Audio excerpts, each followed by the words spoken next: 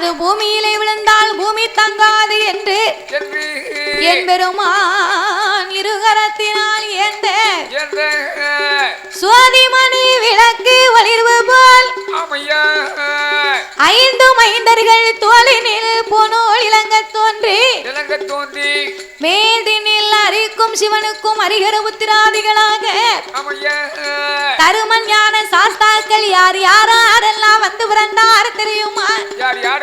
சாஸ்தா பிறந்தது பங்குனி மாதம் புதன்கிழமை உத்திர நட்சத்திர தண்டு பிறந்தார். அவர் பிறந்த கிரகம் என்ன தெரியுமா?